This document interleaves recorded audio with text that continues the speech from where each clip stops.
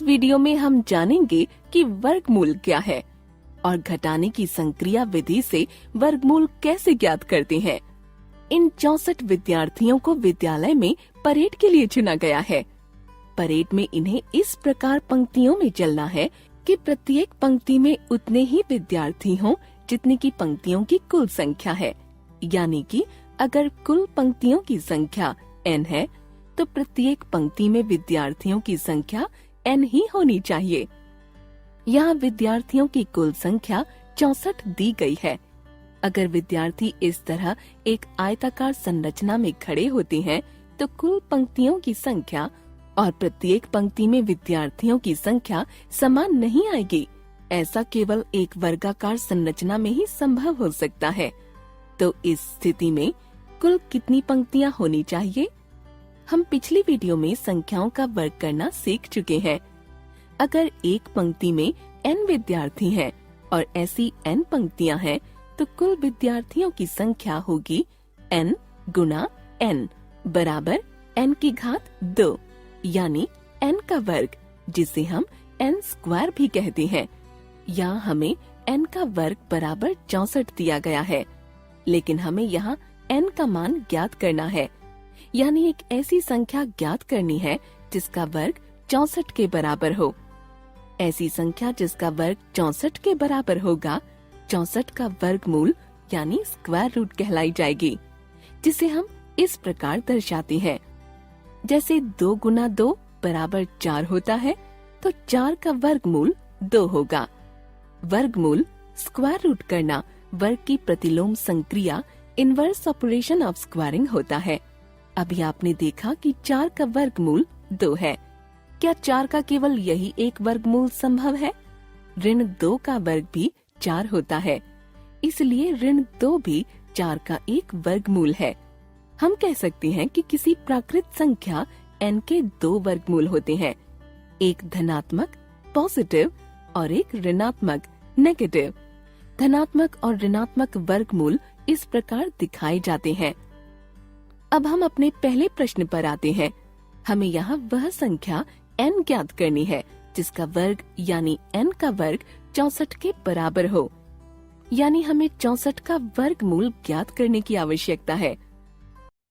हम वर्गमूल कई विधियों से ज्ञात कर सकते हैं, लेकिन इस वीडियो में हम घटाने की संक्रिया विधि मेथड ऑफ रिपीटेड सब्ट्रैक्शन का उपयोग करेंगे। मान लीजिए हमें एक पूर्ण वर्ग संख्या दी गई है n का वर्ग।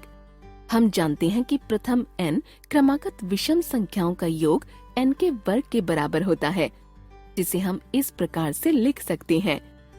और हम देख सकते हैं कि जब हम इन्हें इस वर्ग संख्या से घटाएंगे तो हमें 0 मिलेगा।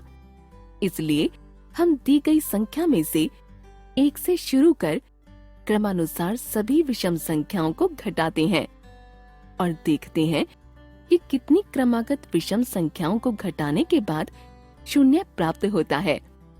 जितनी क्रमागत संख्याओं के बाद 0 प्राप्त होता है वह संख्या ही दी गई पूर्ण वर्ग संख्या का वर्गमूल होता है। जैसे संख्या 64 के वर्गमूल को इस तरीके से निकाल कर देखते हैं। 64 घटाव 1 बराबर 63, फिर 63 घटाव 3 बराबर 60। इसी प्रकार अंत में 15 घटाव 15 बराबर 0 आएगा।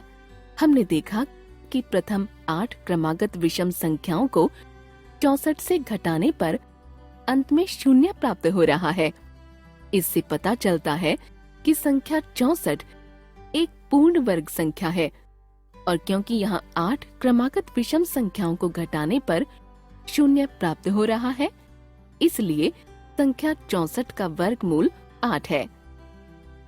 अतः परेड में विद्यार्थियों की 8 पंक्तियां होंगी और हर पंक्ति में 8 विद्यार्थी होंगे। संख्या 64 के वर्गमूल धन 8 और ऋण 8 दोनों हो सकते हैं, लेकिन क्योंकि यहाँ हम विद्यार्थियों की संख्या के बारे में बात कर रहे हैं तो इस स्थिति में सिर्फ धनात्मक वर्गमूल को ही लिया जाएगा। अब अगर दूसरे दिन परेड के लिए कुछ और विद्यार्थी आ जाते हैं, जिससे अब कुल विद्यार्थियों की संख्या 144 हो जाती है, जो कि एक पूर्ण वर्ग संख्या है। तो इस स्थिति में विद्यार्थियों की कितनी पंक्तियां बनेंगी, ताकि पंक्तियों की कुल संख्या और प्रत्येक पंक्ति में विद्यार्थियों की संख्या बराबर हो? इसका जवाब ढूंढने के लिए घटाने की संक्रिया की विधि का उपयोग कीजिए।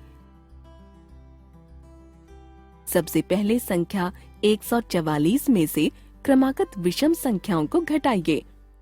जिस क्रमागत विषम संख्या को घटाने पर शून्य प्राप्त होगा, उस संख्या तक की सारे विषम संख्याओं को गिनिए। यहाँ 12 क्रमागत संख्याओं को घटाने पर हमें शून्य मिल रहा है, तो संख्या 12 ही संख्या 144 का वर्गमूल है।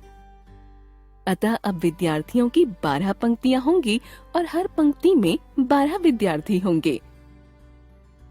इस वीडियो में हमने संख्याओं के वर्गमूल तथा घटाने की संक्रिया की विधि द्वारा वर्गमूल ज्ञात करने के बारे में सीखा।